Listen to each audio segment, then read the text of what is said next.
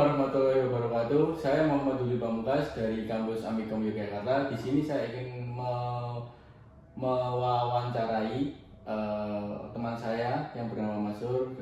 Dia usaha bisnis kecil-kecilan dalam bidangnya.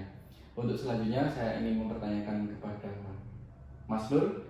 Untuk pertanyaan pertama, siapa nama Anda, apa jenis usaha yang Anda jalankan, berapa lama usaha Anda berdiri, dan bagaimana Anda menerapkan prinsip etika kepemimpinan dalam memimpin bisnis Anda? Itu saja. Assalamualaikum warahmatullahi wabarakatuh. Perkenalkan, nama saya Nur, dan di sini saya akan menceritakan mengenai usaha RT net kecil-kecilan dari awal tahun 2020. Pertama karena teman saya ingin internet wifi yang cepat, murah, dan lancar. Saya kan kerja di kantor ini sebagai teknisi.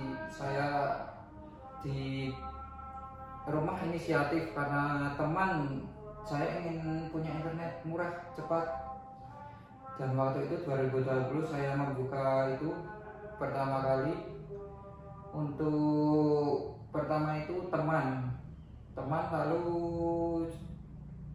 ke saudara beberapa ingin pasang, dan selanjutnya sampai sekarang 2025. Oke.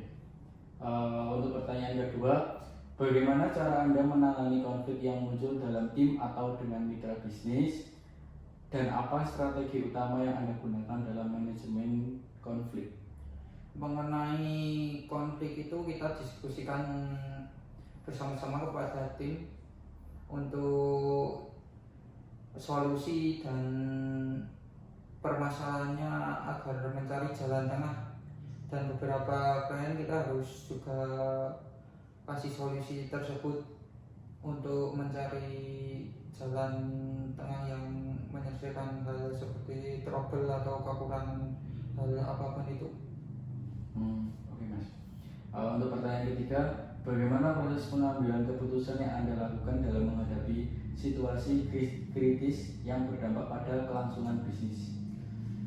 Kita untuk permasalahan pengambilan keputusan itu kita diskusikan musyawarah bersama-sama tim, dan untuk itu kita harus bersama-sama sesuai permasalahan yang terjadi dalam bisnis itu kan kebanyakan mungkin dari pelanggan, dan untuk alat sama permasalahan troubleshooting kita harus sama-sama musyawarahkan untuk mencari solusi yang tepat agar pelanggan dan kita itu tidak ada mungkin kurang enakan atau gimana.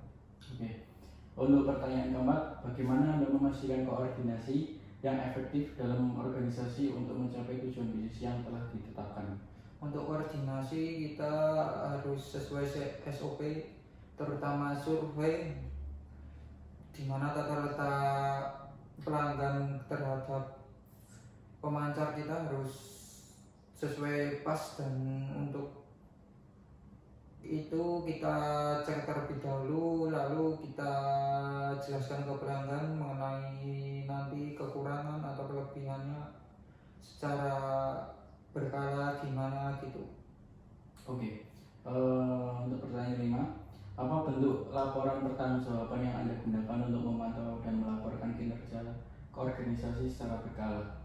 Untuk LPG, laporan pertanggungjawaban itu setiap seminggu bisa 3-4 kali mengenai data pemasangan, komplain pelanggan, dan pengeluaran pemasukan biaya alat, biaya pengeluaran yang sering terjadi kecil-kecil itu harus kita cek, dan itu harus sangat penting, selektif sekali. Oke. Untuk pertanyaan ke-6, apa bentuk reward yang Anda berikan kepada karyawan, dan bagaimana reward tersebut membantu meningkatkan motivasi serta produktivitas mereka? Untuk reward kita kasih fee dan rekreasi sama makan bersama gitu. Oh iya, oke Mas. Untuk pertanyaan ketujuh, mungkin bagaimana cara Anda menangani kesalahan atau pelanggan yang terjadi di organisasi dan apa dampak punishment terhadap kinerja tim secara keseluruhan?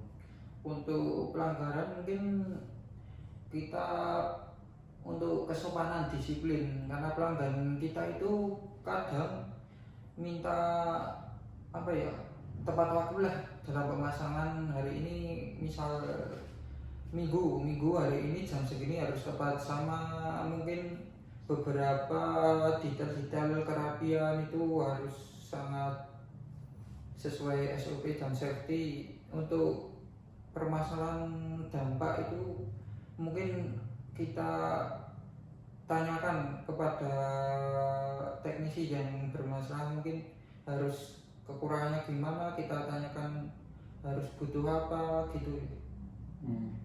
Ya Mas, untuk pertanyaan 8, bagaimana Anda menciptakan visi dan misi yang mampu menginspirasi tim untuk bekerja sama mencapai tujuan bisnis?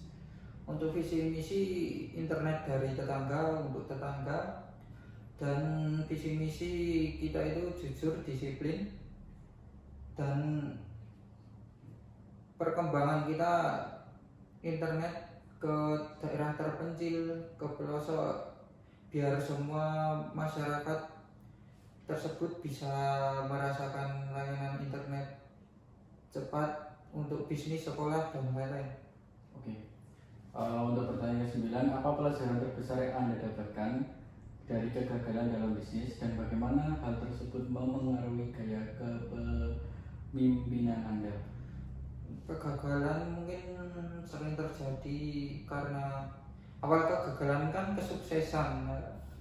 Kegagalan itu pasti terjadi, kita harus introspeksi diri sendiri, terutama bahwa semua hal yang kita ingin capai itu tidak semuanya berjalan lancar, dan harus terus introspeksi. Dan dari introspeksi itu kita harus mencari jalan tengah atau solusi. Mungkin harus gimana ya, harus selektif gitu sih. Oke. Mungkin untuk pertanyaan terakhir aja ya, Mas, apa saran Anda untuk mahasiswa yang ingin memulai bisnis, khususnya dalam mengembangkan spiritual questions dan membangun kepemimpinan yang keberlanjutan? Untuk mahasiswa mulai bisnis itu harus dari pengalaman, modal, dan intinya pengalaman yang paling utama. Mungkin sering terjadi memulai bisnis pertama itu gagal, mungkin karena klien kurang gini. Kita cari solusi dari kegagalan itu, mungkin dari masukan kekurangan kita perbaikilah. Ya namanya juga manusia kan tidak selebihnya sempurna, karena maka dari itu kita harus perbaiki, introspeksi, dan kegagalan itu pasti ada, dan kita harus benar-benar sabar sih dalam berbisnis apapun itu. Oke, itu saja Mas, cukup sekian dari saya, kurang lebihnya mohon maaf. Wassalamualaikum warahmatullahi wabarakatuh. Waalaikumsalam warahmatullahi wabarakatuh.